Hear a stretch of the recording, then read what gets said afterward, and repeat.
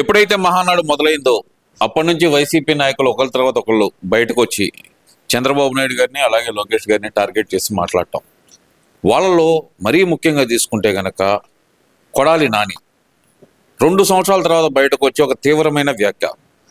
మోడీ గారిని చూస్తే, పవన్ కళ్యాణ్ని చూస్తే వంగి వంగి దండం పెట్టడం తప్పితే చంద్రబాబు నాయుడు గారి 2 సంవత్సరాల్లో ప్రజలకు చేసింది ఏమీ లేదు అంటూ ఆయన చేసిన వ్యాఖ్యలు ఎలా చూడాలంటారు దీన్ని?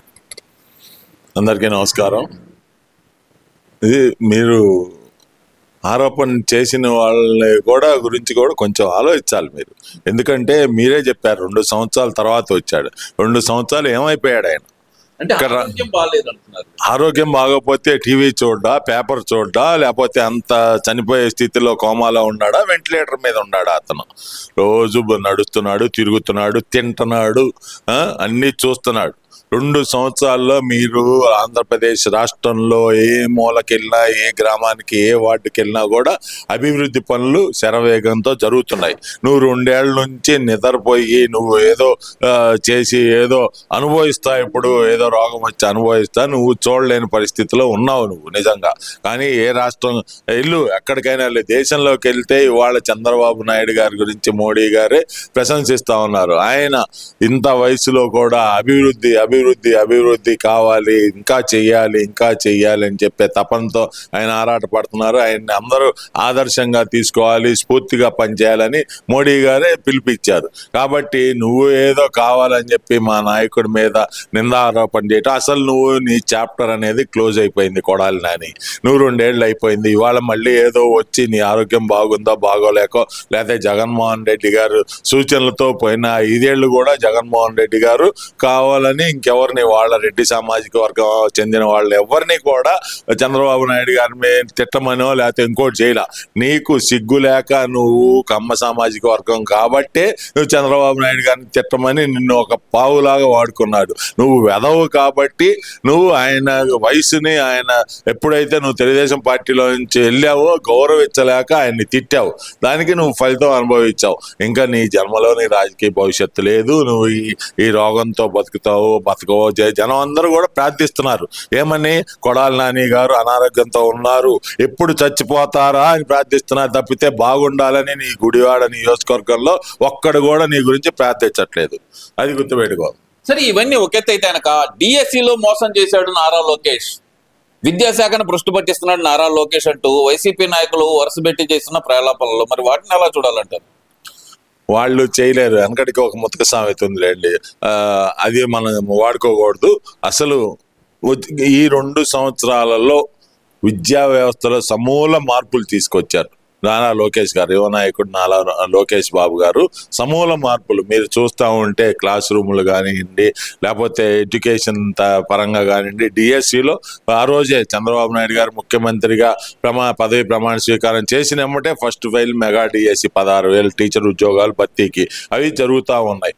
ఈ రోజున మొన్న వచ్చిన 10th క్లాస్ పరీక్షా ఫలితాల్లో మీరు చూస్తే దాదాపు ప్రభుత్వ పాఠశాలల్లో చదువుకున్న విద్యార్థుల్లో 90% మంది ఉత్తీర్ణులయ్యారు. 90% మంది.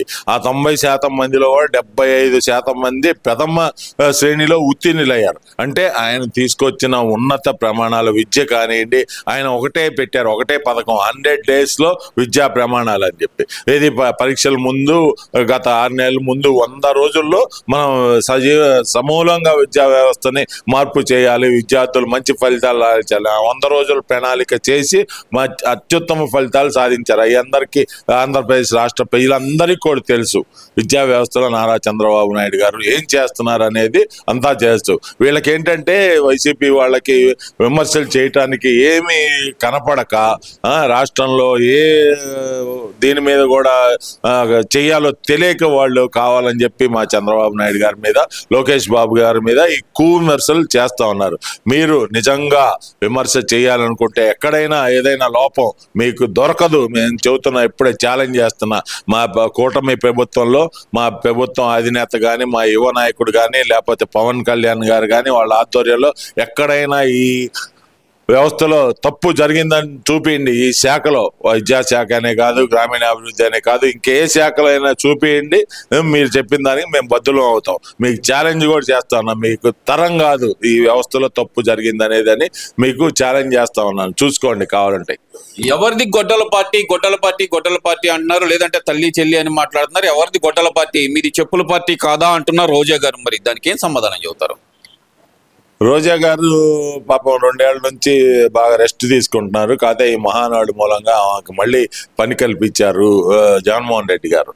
గొడ్డల పార్టీ అనేది దేశవ్యాప్తంగా కూడా తెలుసు. సొంత అన్నలు ఇద్దరు బాబాయిని చంపేశారు. చెల్లి రోడ్డు మీదకి ఎక్కి మరో ఆ రోజుల్లోనే, ఏది ఆ వైసీపీ ప్రభుత్వం ఉన్న రోజుల్లోనే మా నాన్నని మా అన్నలే చంపారని చెప్పి కోర్టుకు వెళ్ళి ఎంక్వైరీ తెచ్చుకుంది. దాన్ని కూడా అవినాష్ రెడ్డిని అరెస్ట్ చేయడానికి వస్తే దాన్ని కూడా గొడవ చేసి ఆపించారు జగన్మోహన్ రెడ్డి ఆ రోజు. గొడ్డల పార్టీ అనేది అంటే వైసీపీ పార్టీ బ్రాండ్ అయిపోయింది ఇప్పుడు గొడ్డల పార్టీ. వాళ్ళు ఆ హత్య కేసులో నిందితులుగా ఉన్నవాళ్ళు రోజుకొకటి చచ్చిపోతున్నాడు ఏదో కారణం మీద. అది ఎంక్వైరీ జరుగుతుంది. అది కూడా ఏంటంటే ప్రజలు అనుకోవటం వీళ్ళు గొడ్డల పార్టీ వాళ్ళే వాళ్ళని సాక్షులను చంపించేస్తున్నారు, వాళ్ళ కేసులో కీలకమైన వాళ్ళని హత్యలు చేయిస్తా ఉన్నారు. గొడ్డల పార్టీ అంటే దేశవ్యాప్తంగా brand. YCP Jaganmohan Reddy party గొడ్డలి పార్టీ గుర్తు. ఇది వాళ్ళకి ఫ్యాన్ గుర్తు కాదు, వాళ్ళది గొడ్డలి గుర్తుగా వచ్చేసారి ఈసారి మార్చుకుంటే బాగుంటది. ఎందుకంటే జనం మర్చిపోయారు, మీ ఫ్యాన్ గుర్తును మర్చిపోయారు. గొడ్డలి పార్టీ అంటే రేపు బ్యాలెట్ పేపర్లో కూడా మీరు మార్పించుకోండి దయచేసి, లేకపోతే ఈసారి వచ్చిన 11 సీట్లు కూడా మీకు రావు. అయినా ఇంకోటి కూడా చెబుతా ఉన్నా, ఈసారి మీరు పోటీ చేయడానికి, మీరు పోటీలో నిలబెట్టడానికి ఎవడు కూడా దొరకడని చెప్పి మీకు ముందుగానే హెచ్చరిస్తా ఉన్నాను. జూమ్ కాల్లో కొడాలి నాని వల్లభనేని వంశీని చూడగానే నారా లోకేష్ ప్యాంటు తలుపుకొని పారిపోయాడు ఆ రోజు. ఈ రోజు బయటకు వచ్చి మాట్లాడుతున్నాడు. ఇదేనా మగతనం అంటూ చేసిన వ్యాఖ్యలను ఎలా చూడాలంటారు? నారా లోకేష్ బాబు గారు నిన్న చెబుతా ఉంటే పెద్ద చంద్రబాబు నాయుడు గారు ఒక పులి, ఓ సింహం లాంటి వాళ్ళు. ఆయన సాధువు.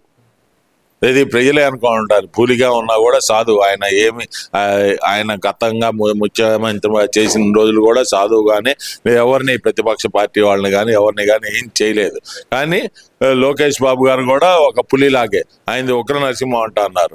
మీరు చూస్తూ ఉంటే ఆయన యువగళం పాదయాత్రలో రెడ్ బుక్ లో నోట్ చేసుకుంటా ఉన్నాం, రాగానే మీ సంగతి తేలుస్తాము అది ఇది అని చెప్పారు. కానీ ఆయన చెప్పింది ఏంటి, రెడ్ బుక్ లో నోట్ చేస్తాం, తప్పులు చేసిన వాళ్ళని దాన్ని చట్ట ప్రకారం శిక్షిస్తామని చెప్పి ఆ ధైర్యంతో ఆయన తిరిగాడు. యువగళం పాదయాత్ర దాదాపు 2200 కిలోమీటర్లు తిరిగాడు. ఆ రోజు మీరు ఎన్ని అడ్డంకులు సృష్టించారు, ఆయన మిమ్మల్ని చూసి ఏమన్నా భయపడ్డా?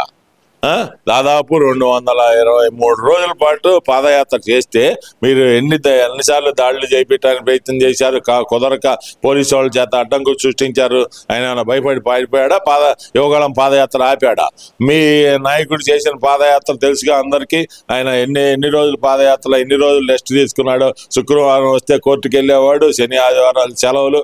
అయినా మా నాయకుడు ఎక్కడా కూడా ఏ రోజు కూడా రెస్ట్ తీసుకోలేదు. కంటిన్యూస్ గా 223 రోజులు పాదయాత్ర చేశాడు. ఏ రోజు కూడా భయపడ్డు. ఇంకా మీరు చెప్పిన ప్రకారం మీరే జూమ్ కాల్లో మీరే బాంట్లు తడుపుకొని 2 ఏళ్ల నుంచి కనపట్లేదు. కొడాలి నాని ఏదో అనారోగ్యం అంటున్నారు కానీ భయపడి పారిపోయాడు, హైదరాబాద్ లో ఉంటున్నాడు. ఆ రోజు ఎలక్షన్ సరళి అర్థం కాగానే పొద్దున్నుంచే జంప్ అయిపోయాడు.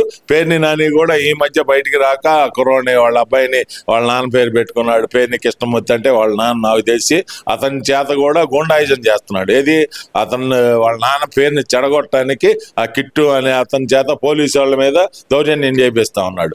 అదే గనక మేము కష్టగట్టుంటే అతన్ని ఆ రోజే అరెస్ట్ చేసి లోపల చేసి, ఏది మీ ప్రభుత్వం లాగా మేము వ్యవహరిస్తే అరెస్ట్ చేసి లోపలేసి చాలా హింస పెట్టేవాళ్ళం. కానీ చట్టం తన పని తను చేసుకుపోతుందని చంద్రబాబు నాయుడు గారు చేసినట్టు దాని ప్రకారమే చేస్తాం మేము.